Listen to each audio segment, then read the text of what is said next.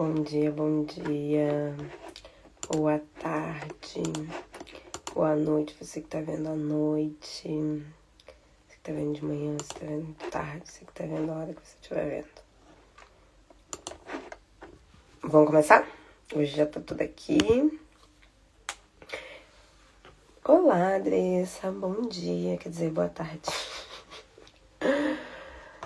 Bem-vinda.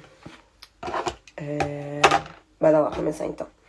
Estamos fazendo a leitura. Hoje vai ser 2 Samuel 5 e 6. Na sexta-feira eu li 2 Samuel 5 e 6, porém eu não consegui gravar. E aí eu decidi fazer a leitura novamente. Então eu acho que é algo importante que Deus quer falar, né? Senão eu não conseguiria. E na sexta-feira foi uma luta. Então assim, me perdoem, vocês que estão vendo por YouTube depois, que não teve vídeo. Mas não era pra ser. Então bora lá. Vou orar para nós começarmos a leitura. Paizinho, obrigada, porque mais um dia de vida. Sei que muitos aqui têm passado por muitas lutas, por muitos desafios, momentos talvez complicados emocionalmente, mas eu creio que o Senhor sabe de todas as coisas e tudo tem teu propósito.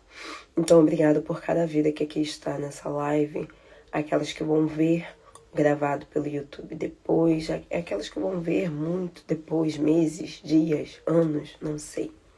Mas eu agradeço pela vida de cada um. Peço que os anjos do Senhor, os anjos protetores, guardiões, venham descer agora, que o Senhor dê ordem a eles para que desçam, para que guarde as nossas casas, guarde as nossas vidas, as nossas famílias, tudo que é nosso, que leva o nosso nome, leva o nosso sangue. Que o Senhor venha proteger cada pessoa que está no trabalho, está ouvindo no trabalho, os que estão em casa, os que estão na condução.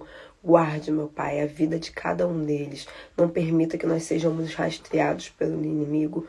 Nos cubra com o manto da invisibilidade. Nos deixe invisível debaixo das águas do Senhor, das asas do Senhor, para que não possamos ser rastreados.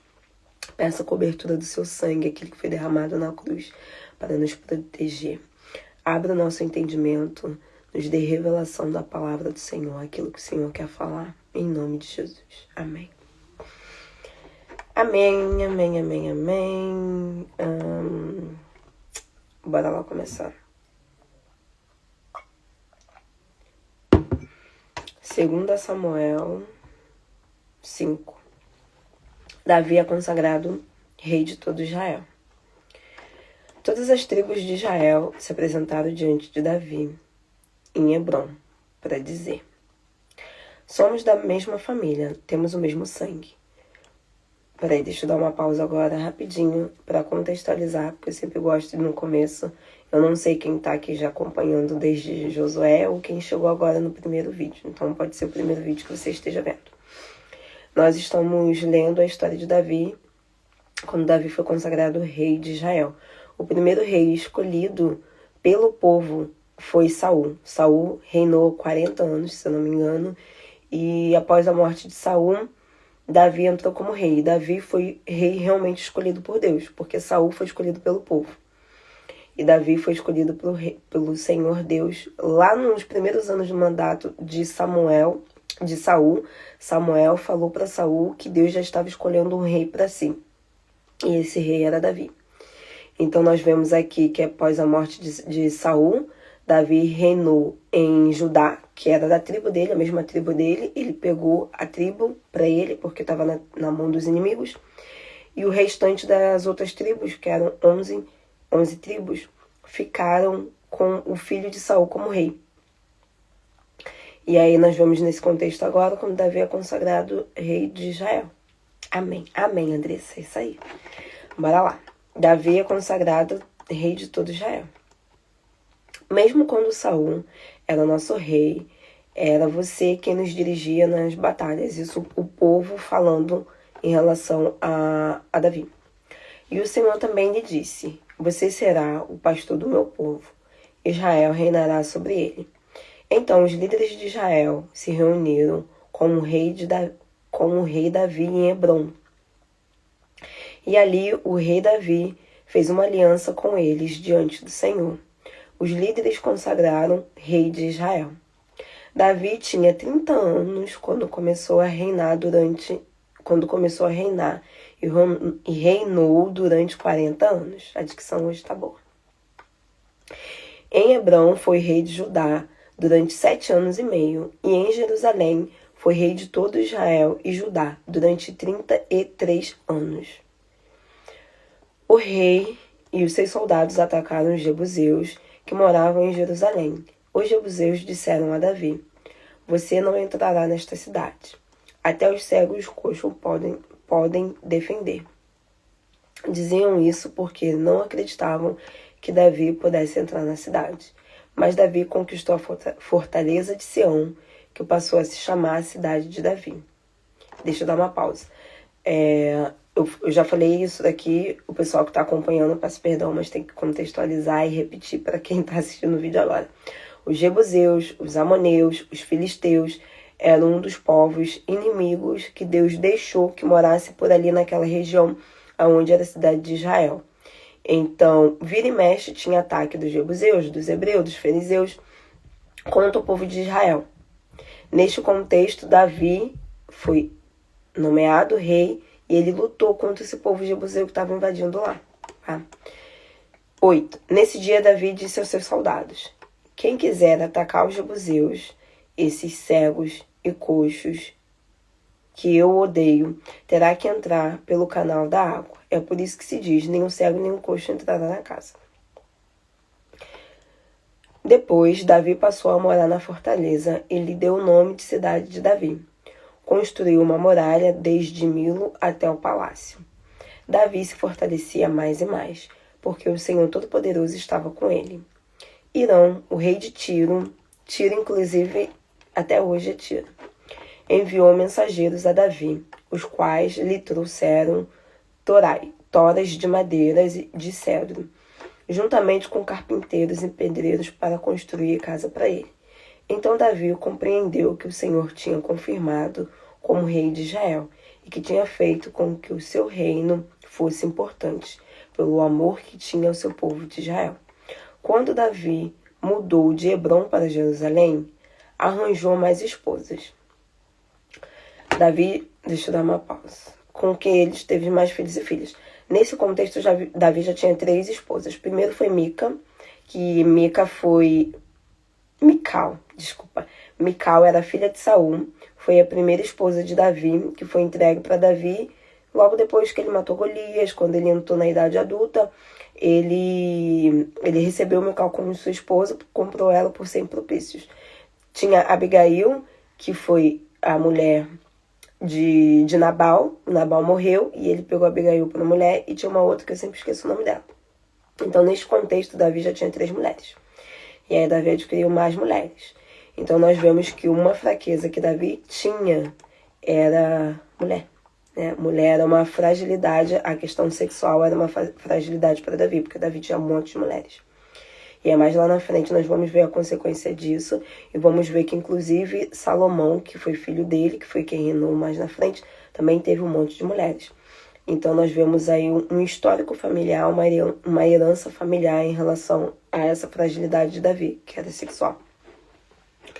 14. 2 Samuel 5,14.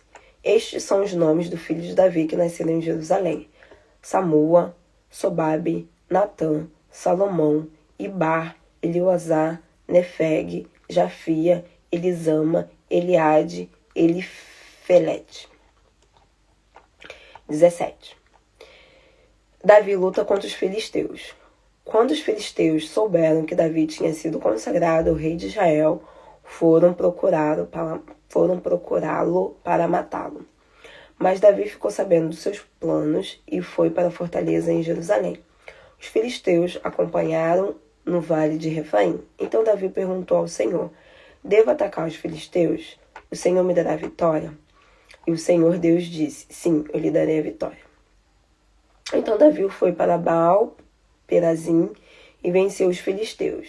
Depois ele disse: como uma enchente que destrói tudo, assim o Senhor Deus destruiu os meus inimigos. Por isso Davi chamou aquele lugar de Baal Perazim. Os filisteus abandonaram as estátuas dos seus deuses e Davi e os seus homens as levaram com eles. Os filisteus acamparam de novo no vale de Refaim. Davi consultou ao Senhor Deus e ele respondeu: não ataque pela frente. Rodeie-os, ataque-os pela parte de trás, do outro lado das árvores do bálsamo. Assim que você ouvir, para cima das amoreiras, o rumor das pessoas marchando, ataque imediatamente. Esse é o momento em que o Senhor Deus irá à sua frente para vencer os filisteus. Davi obedeceu ao Senhor e derrotou os filisteus. Eles perseguiram de Gibeon até Gezé. Deixa eu dar uma pausa para beber água. Falem se tá tudo ok, se o áudio tá ok também. Bora lá. Eu tenho dito muito aqui isso, e isso tem sido um aprendizado para mim, inclusive. Acredito que Deus fala com todos nós. Que a primeira coisa que Davi fazia em tudo, todas as vezes que Davi ia fazer qualquer coisa, todas as vezes, e eu já disse aqui, Davi consultava ao Senhor. A primeira coisa que Davi fez, foi consultar o Senhor em tudo. Devo fazer isso, devo fazer aquilo. E eu tô lendo isso várias vezes. Obrigada, meu amor. E eu tenho lido isso várias vezes e eu tenho certeza que é Deus falando comigo também, né? E vocês sabem que eu não tenho problema nenhum de expor certas coisas aqui, de falar certas coisas aqui, porque eu acredito que Deus nos trata quando nós estamos tratadas, justamente quando nós não temos receio de falar certas coisas ou quando nós já estamos preparados para dar testemunhos. E lendo Davi durante esses dias todos, Deus tem falado muito comigo nesse quesito. Tudo que Davi faz, primeiro Davi pergunta a Deus: devo fazer? Não devo fazer? E aí eu fiquei pensando, e eu tava até falando com o Eliton. Eliton, pra quem não sabe, é meu marido. A Eliton até falou, naquela época era bom porque Deus respondia direto. E aí eu falei, mas nós achamos que Deus respondia na hora, na nossa concepção, porque na palavra, na Bíblia, tá escrito capítulo 1, versículo tal, parágrafo. Então, na nossa percepção Davi perguntou, Deus respondeu. Mas eu fiquei me questionando, será que Deus respondia automaticamente mesmo, sempre? Em alguns casos, sim, questão de guerra. Mas eu acredito que nem sempre Deus respondia no mesmo instante, no mesmo momento. Às vezes ele respondia num sonho, no dia seguinte, às vezes passava algumas horas.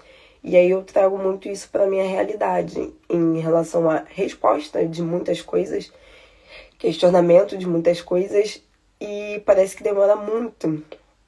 Inclusive na sexta-feira, vou até falar aqui, abrir para vocês, na sexta-feira, enquanto eu tava lendo aqui, eu não sei, eu acho que só tinha 2 pessoas na live, e não ficou gravado, então vocês não vão ver. Enquanto eu tava lendo aqui, eu recebi uma mensagem, e a mensagem era uma pessoa, uma amiga minha, falando que tinha sonhado comigo. E eu sabia que era a resposta de Deus, porque no dia anterior eu tinha orado a Deus. E naquela hora meu olho encheu de lágrima aqui enquanto eu tava lendo a palavra. Eu vi que o meu WhatsApp tá aberto aqui, o WhatsApp Business. E o meu olho encheu de lágrima. Só o Wellington tava na live, eu acho que nesse momento. Então só ele viu. E eu fiquei tão feliz no sentido de, cara, eu tô lendo sobre isso e Deus vai lá e traz no exato momento da leitura a resposta. Então, às vezes nós perguntamos, pedimos respostas a Deus e às vezes parece que demora muito. Nós perguntamos a Deus e parece que demora. Só que não, Deus tem o tempo dele. E Ele ouve as nossas orações e Ele responde quando precisa responder. E eu sabia que essa minha amiga estava me mandando um áudio e era uma resposta. E eu até brinquei com ela, mandei uma foto chorando e tal. E aí ela meio que não acreditou, brincando assim. E aí eu falei, cara, foi resposta de Deus pra mim. E aí até ela também ficou super feliz, chorou. Porque é bom Deus responder, mas também é bom nós sermos respostas de oração na vida dos outros, né? E nem sempre Deus vai falar conosco diretamente. Às vezes vai falar, e eu disse isso na semana passada, às vezes Deus responde através de uma passagem na Bíblia, que inclusive ontem também aconteceu isso. Eu tava lendo aqui e eu falei, ai Deus, fala isso em relação a isso. E abri assim, e calhou em Jeremias 7, e um versículo aqui que inclusive tá marcado. E aí, olá, Ana, bem-vinda, bom dia. E eu falei isso aqui na semana passada, que às vezes a gente não sabe, nós não sabemos como Deus responde. E às vezes nós buscamos em Deus respostas, oramos em Deus, pedimos muitas coisas, mas nós não sabemos como Deus responde. E Deus pode responder através de um versículo de uma palavra, Deus pode responder através de um louvor, Deus pode responder através do seu próprio sonho, Deus pode responder através de uma pessoa que sonhou e te trouxe. Então, assim, a leitura de Davi tem me ensinado bastante a tudo que eu for fazer, primeiro perguntar a Deus.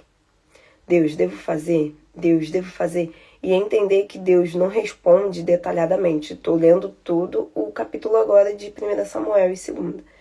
E muitas das vezes, quase 100% das vezes, Deus fala com uma palavra ou uma frase só. Por exemplo, aqui no último, Deus falou para ele que sim, ele ia derrotar. E depois ele falou, não ataque pela frente, rodeie e ataque pela parte de trás, do outro lado da árvore do bálsamo. Então, às vezes, Deus responde só com um sim, um não, ou com uma instrução específica, e nós esperamos que Deus dê todo o organograma. Tu tem que ir por ali, tu tem que fazer por aqui, você tem que não sei o que, você tem que não sei o que. Tipo, nós queremos tudo detalhado. Ainda mais se você for da minha geração para baixo, né? Que eu sou entre ali a Z e a milênio. Eu peguei 1 ano e pouquinho, eu não sou geração Z. E aí, nós às vezes esperamos que Deus responda detalhadamente, fale detalhadamente. E não, Deus é simples, é reto e direto. Então Davi tem me ensinado muito a tudo que eu for fazer, antes pergunte ao Senhor. Senhor, eu tenho que sair desse trabalho? Espera a resposta. Senhor, eu tenho que, sei lá, fazer essa viagem? Espera a resposta. Senhor, eu tenho que, não sei, qualquer coisa da vida de vocês. Pedir primeiro a instrução do Senhor, que Ele responde. E aí Ele pode responder dessas diversas formas que eu falei pra você. Pode responder diretamente, através de um sonho, falar sim, não. Pode através de símbolo, pode ser através de outra pessoa, mas Deus responde, tá? Bora lá, 2 Samuel 6. Peraí, gente. Escureceu a tela? Deixa eu aumentar o brilho aqui. Bom, escureceu porque a iPhone faz isso. Vamos lá. A arca de Deus é levada para Jerusalém.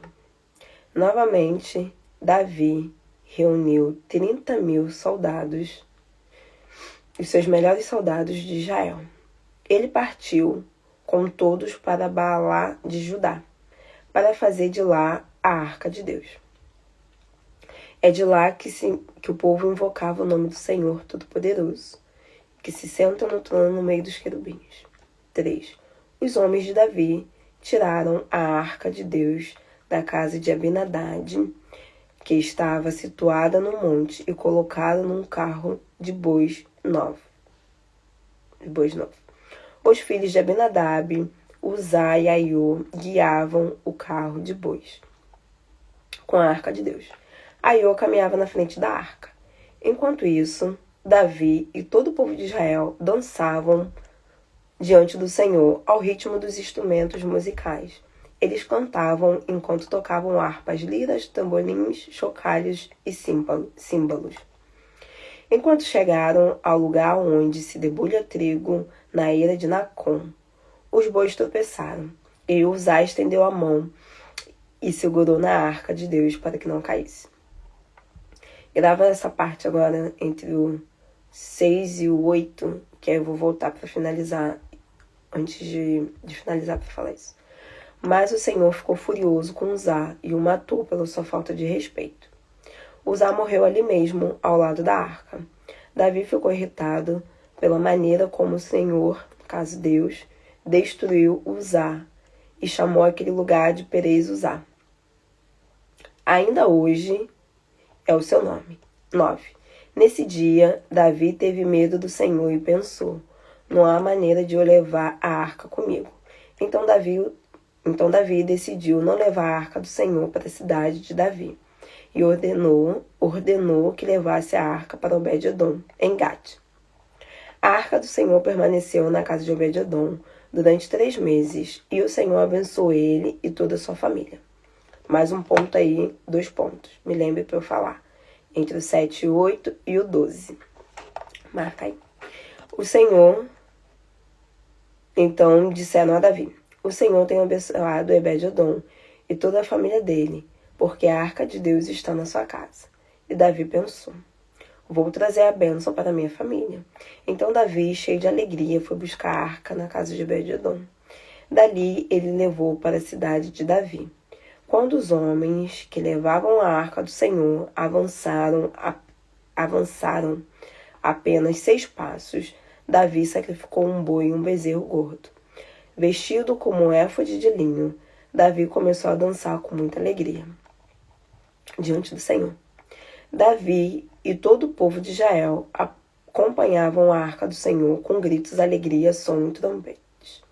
Quando a arca do Senhor entrou na cidade de Davi, Mical, a filha de Saul, olhou pela janela e, ao ver Davi saltando e dançando diante do Senhor Deus, sentiu desprezo por ele. Os israelitas colocaram a arca do Senhor numa tenda que Davi tinha preparado para a arca. Depois Davi ofereceu ao Senhor os sacrifícios que deveriam ser queimados completamente e as ofertas de paz.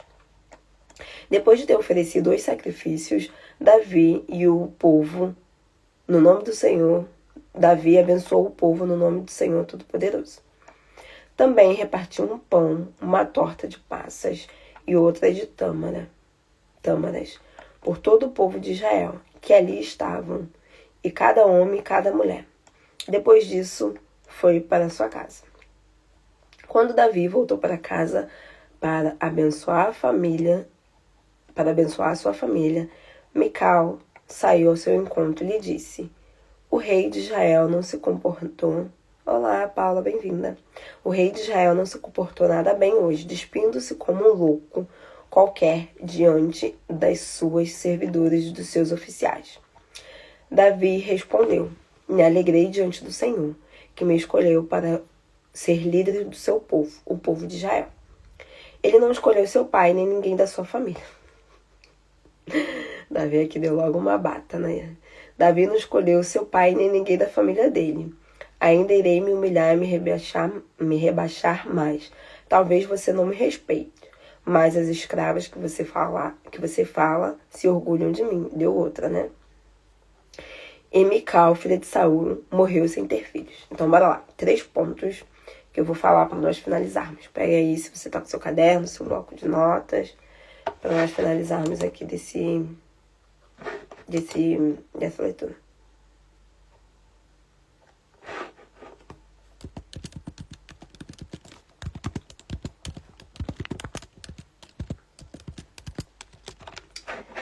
Bora? Então, não bebi água, né?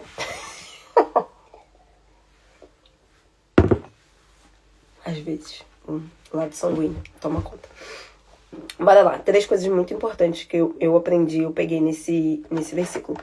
Primeiro, aqui Davi foi lá atrás, aonde a arca do Senhor estava, era como se fosse uma casa, mas na verdade não era uma casa, como se fosse...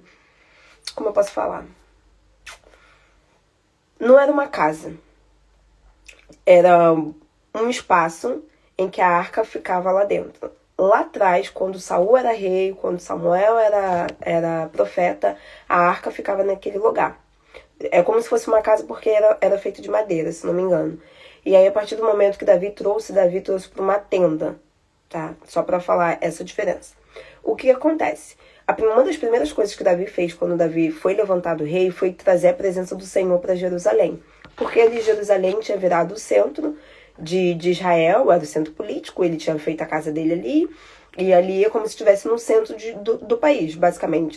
Geograficamente não era 100%, mas era como se fosse o centro, porque ali ele estava, ele construiu a torre dele lá. Então Davi quis tirar de lá do monte, da onde que estava, para o centro, entre aspas, do país, para a presença do Senhor permanecer lá. Só que, porém, aí, quando Davi decide trazer a Arca da Aliança através dos bois, precisavam de 4 pessoas para poder fazer o translado da Arca da Aliança, tá? A Arca da Aliança é um quadrado assim, e ela ficava com 4 madeiras apoiadas nas suas 2 laterais, porque como é um quadrado assim, cada ponta tinha madeiras. Então, davam para eles segurarem nos ombros e irem carregando. Era assim que era levada a Arca da Aliança. Só que Davi decide colocar nos bois. Porém, entretanto, contudo, lá atrás, lá em Levítico, lá em Josué, lá em Números, lá atrás, o Senhor fala que quem levava a Arca da Aliança, a presença do Senhor, eram os sacerdotes. Então aí Davi quebra um princípio, que era para sacerdotes estarem levando, e não bois. Então, a partir do momento que os bois estavam levando e tinham pessoas do lado, acompanhando, para ver se estava tudo ok, quando o boi tropeçou, que eu acredito que Deus tem um propósito para tudo, o boi não tropeçou à toa, a Arca da Aliança ia caindo e um dos oficiais, ou um dos caras que estavam juntos, tentou segurar. Tipo assim, ele fez uma coisa super lícita. Ele fez uma coisa muito boa. Pô, a Arca do Senhor, a presença de Deus tá caindo no chão. Eu vou segurar, não vou deixar que isso aconteça. E Deus foi lá e matou ele. E quando eu li isso, há um tempo atrás, eu fiquei, meu Deus, como assim? O cara foi fazer uma coisa boa, foi ajudar o Senhor, que ele foi pegar a arca, e o cara morreu. Eu acredito que ele deve ter morrido tipo, fulminado, assim, igual um infarto. Pum, caiu no chão e morreu. E eu fiquei pensando, meu Deus, que Deus faz isso? Por que Deus faz isso? E aí Deus falou muito no meu coração na sexta-feira, enquanto eu tava aqui lendo, é que não se faz as coisas de Deus de qualquer forma, de qualquer maneira. Deus havia colocado um padrão de como a Arca da Aliança deveria ser levada, deveria ser carregada. Era através dos sacerdotes. E a partir do momento que Davi coloca bois e alguém vai lá tentar, com a própria mão, ajudar o Senhor, Deus foi lá e matou, porque só quem podia tocar, só quem podia entrar no santo, só quem poderia fazer as ofertas, só quem poderia tocar, quem poderia entrar no templo, eram os sacerdotes, que foram separados através da tribo de Levi para poder fazer o serviço de sacerdote, tá? Os levitas não eram somente adoradores, eles eram adoradores, músicos, mas eles eram os sacerdotes, como fossem os pastores de hoje em dia. Eles que tinham autorização para tocar, para fazer sacrifício. Então, aquele homem que tocou na arca, ele não tinha autorização. Então, por mais que ele fez uma coisa lícita, era lícito, não era correto.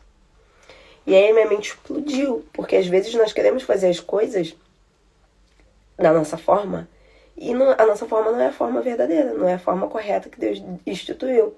Então, se não é a forma que Deus instituiu, não vai dar certo. E isso explodiu minha mente.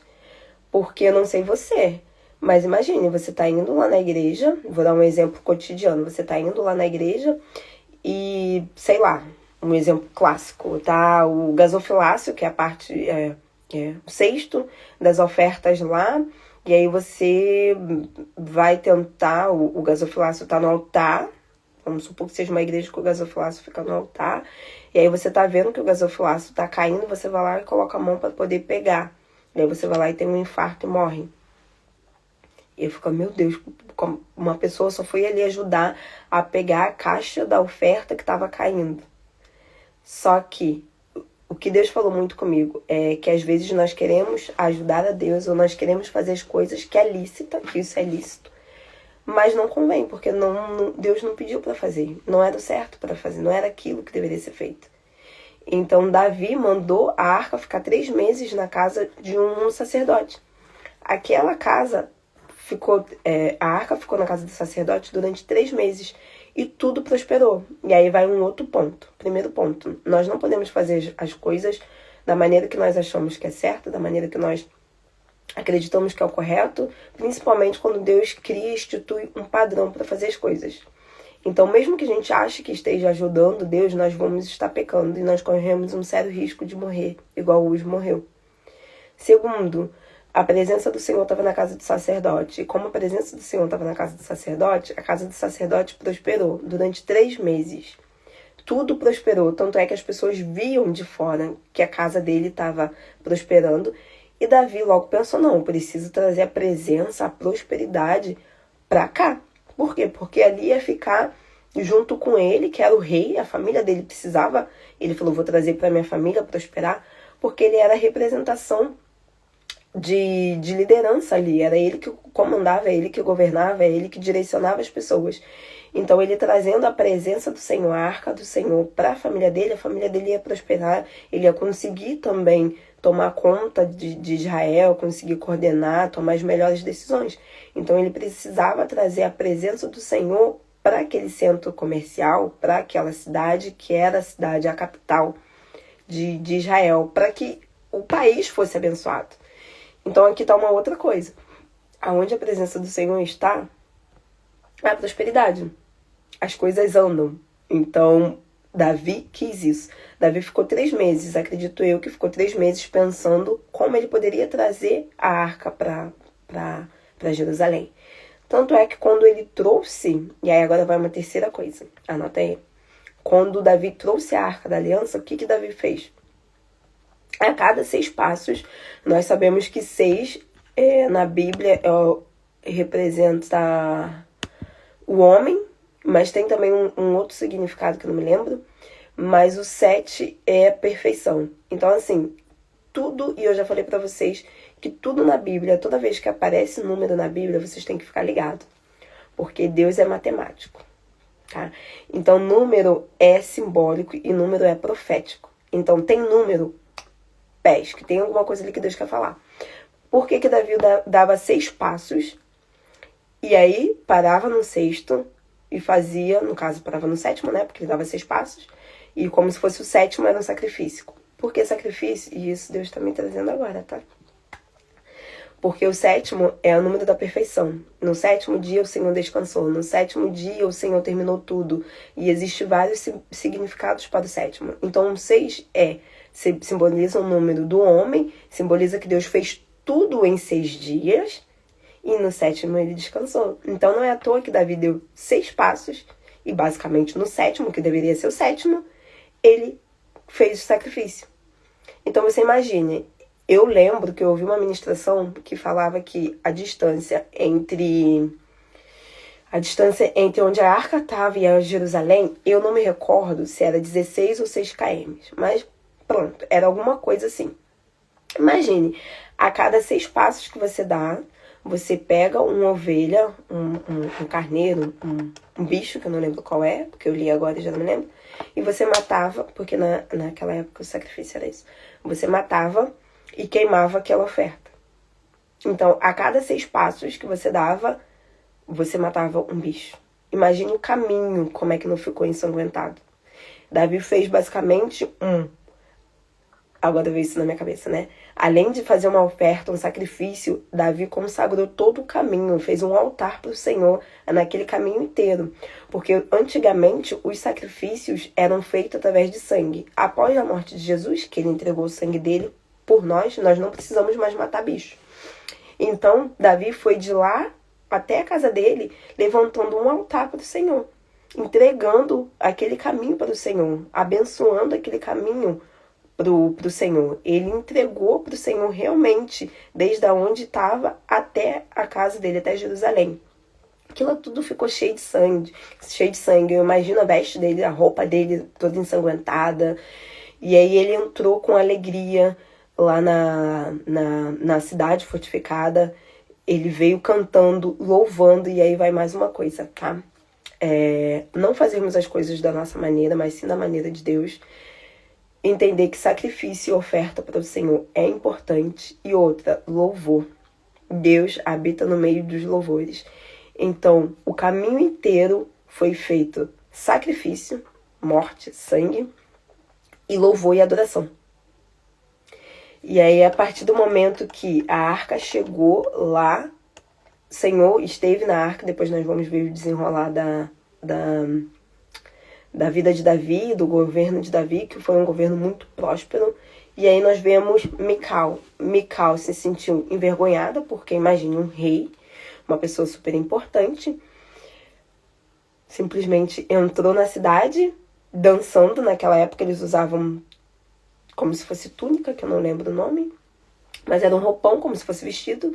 Então eu imagino Davi dançando, né? As coxas deviam aparecer, a perna devia aparecer, dançando, entrando talvez com respingo de sangues, porque a cada 6 passos ele matava, sacrificava, fazia uma oferta.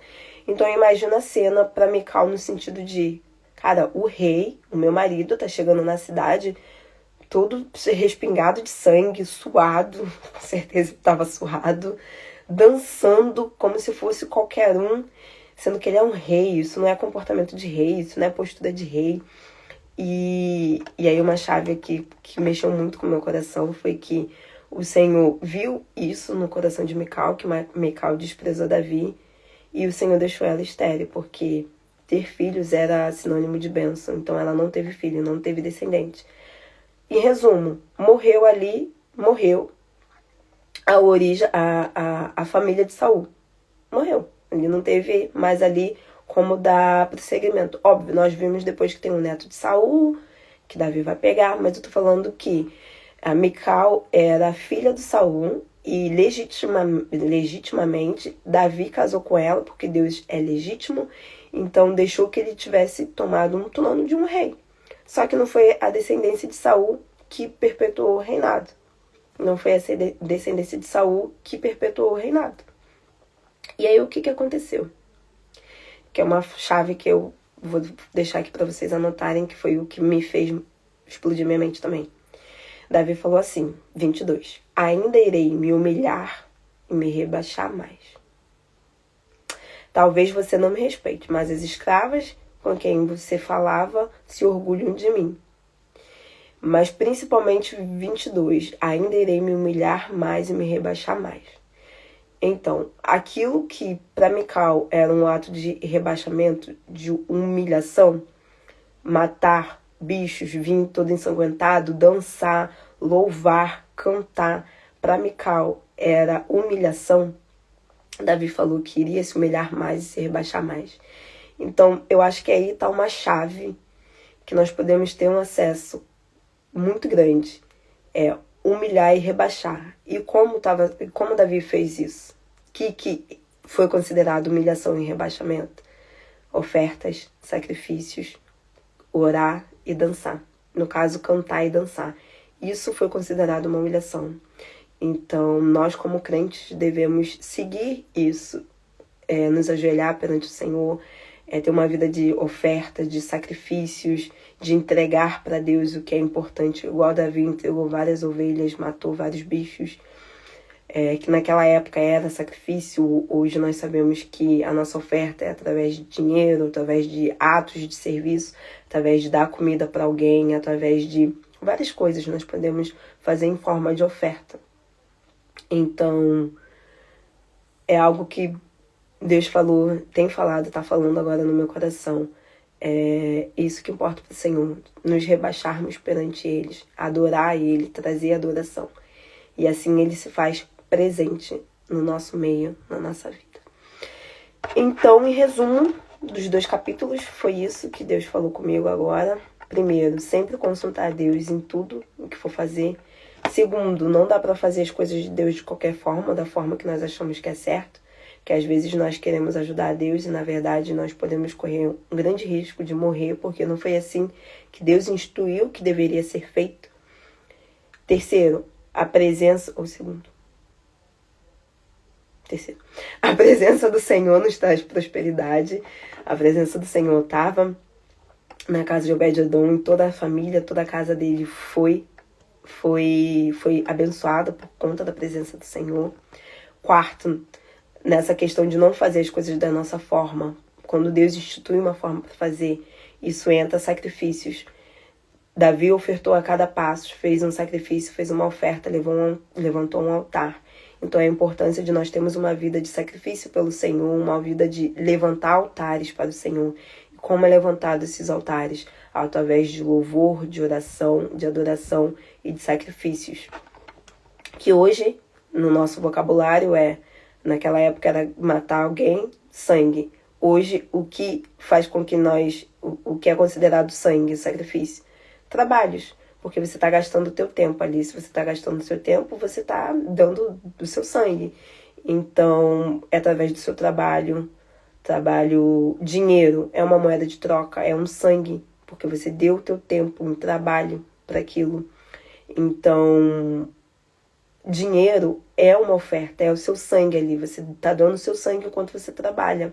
Você gastar o seu tempo fazendo, sei lá, uma ação social, um evangelismo, entregar uma comida para alguém, isso você tá gastando o seu tempo, você tá gastando o seu dinheiro. Isso é também um altar de sacrifício ao Senhor.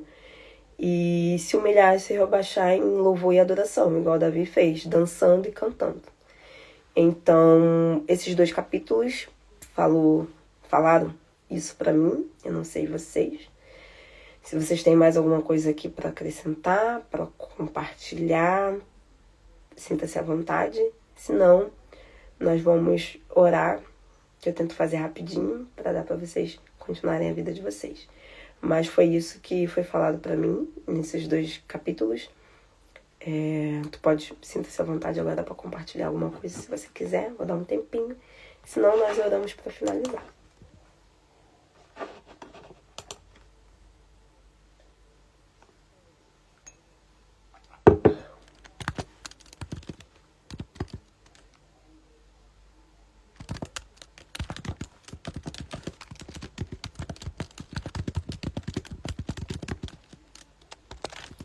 Alguma coisa para compartilhar? Não? Então vamos orar. Mas anotem isso, gente.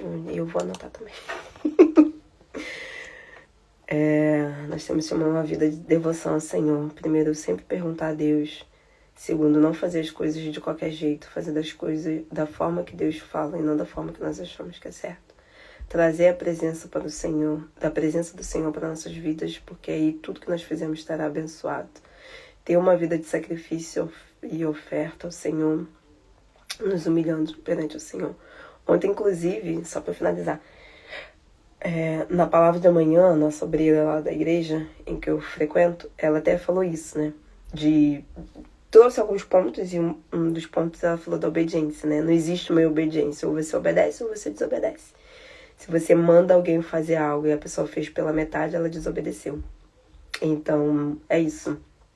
Consultar a Deus e ter uma vida de obediência perante o Senhor, porque não existe meia obediência. Então, vou orar agora para finalizar. Se você quiser depois ver o restante no YouTube, tá lá, tá? @ o Reino de Deus. @Reino de Deus. Coloca lá no YouTube que você vai achar o estúdio inteiro. Que fica mais fácil de você acompanhar se quiser.